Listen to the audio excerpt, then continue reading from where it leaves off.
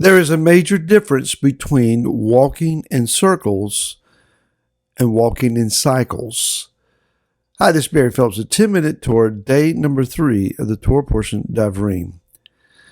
Let's look in Deuteronomy, Devarim, chapter number 2. Verse 1 says, "Then we turned and set out into the wilderness, the way of the Sea of Reeds, as Yahweh spoke to me. And we went round Mount Seir many days. And Yahweh spoke to me, saying, You have gone around this mountain long enough. Turn northward." I suppose these particular verses have been spoken on, preached on, taught on as much as any other text in the Torah. This famous phrase, "You've gone around this mountain long enough." Israel had been walking in a literal circle for decades, waiting for the original generation who came out of Mitzrayim to finally pass away and be buried in the desert sands of the wilderness. Yahweh spoke to Moshe and saying, okay, it's time to make a turn. And we're going to stop walking in circles and start moving into cycles. Now, what's the difference? Yah is saying stop walking in circles. That is repeating the same thing over and over and over again. Quickly, one might argue, well, isn't that what we're doing when we study the Torah? We seem to be speaking about the same things over and over and over again. That can't be the case. You can indeed walk in circles while studying the Torah. The goal, however, is to walk in cycles. Here's the difference. When we walk in circles, we're repeating the same steps again and again, but never gaining any ground. We're just walking where we've always walked. We're walking in the same footprints that we left the last time we were in this area. Spiritually speaking, that means that we are repeating perhaps the same mistakes, sometimes the same generational mistakes. Sometimes we are repeating not just mistakes, but faults. We're never growing beyond a particular fault or flaw that is within our being that causes us never to gain any ground. So for all of the energy that is being expended in study, prayer, trying to keep the feast days and so on, we're not really growing.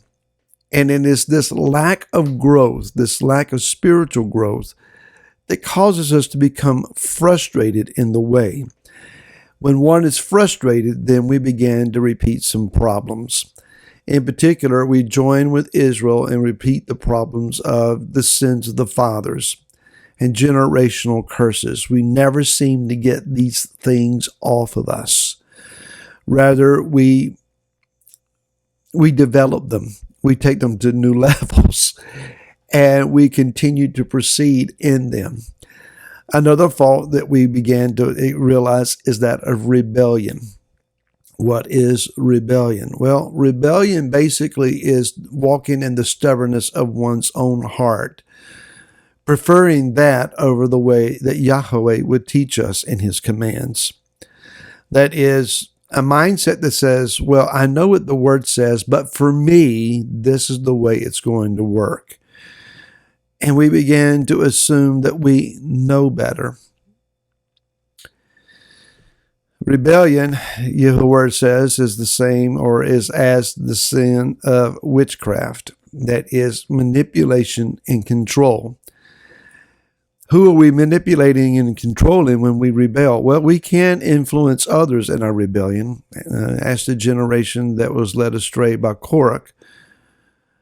But more than anything else, we're manipulating and controlling our own mind and heart.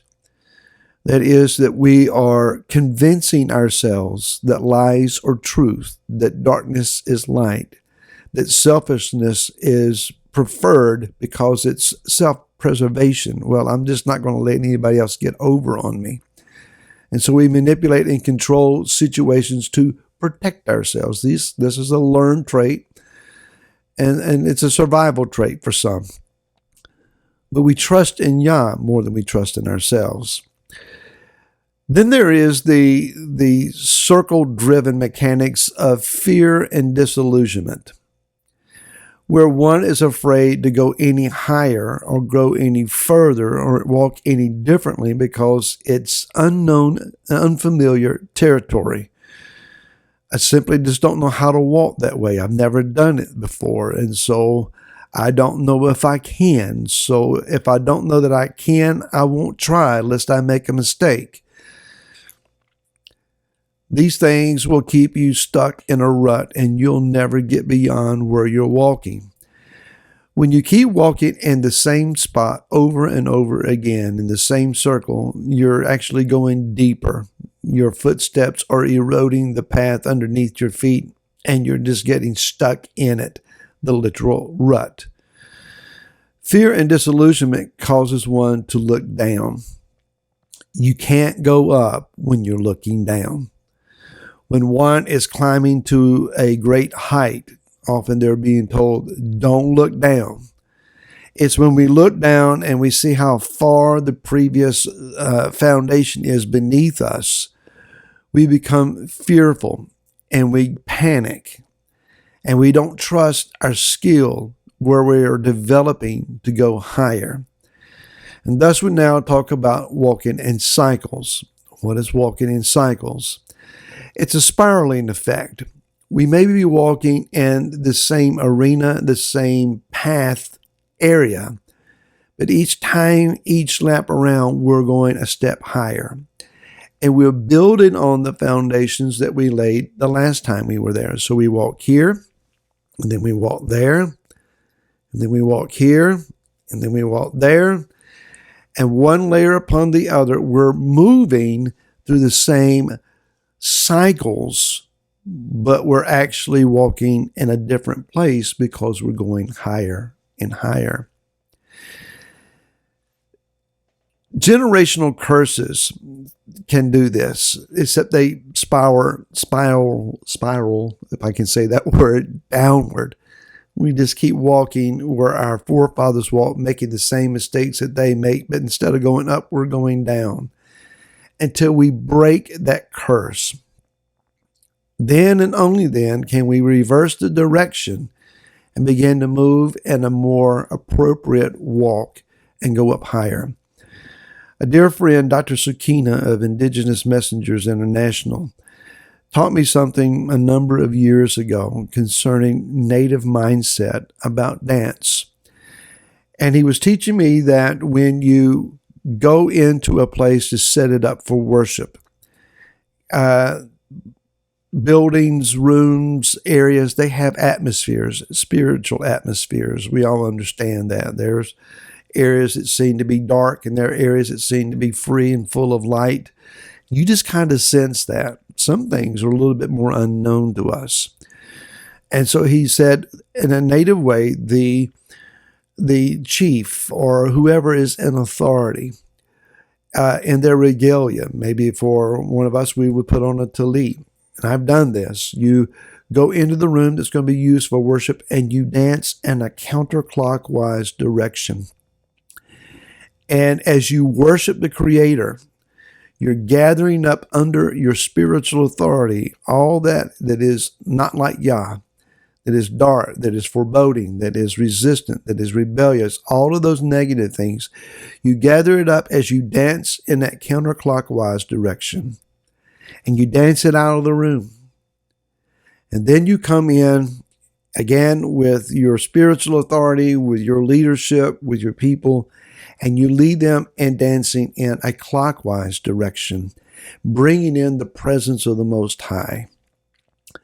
This is reversing direction. If you're walking in circles, you may be just walking in the wrong direction, counterclockwise to what it is that Yah is seeking for you and desiring for you to do. Now it's time to change course. Stop walking in a singular path and start walking in cycles, spiraling upwards, growing in maturity, gaining some ground, developing your heart and character to mirror that and reflect that of Yeshua the Messiah. So get to walking today in the right way, and we'll see you again tomorrow. Till then, shalom.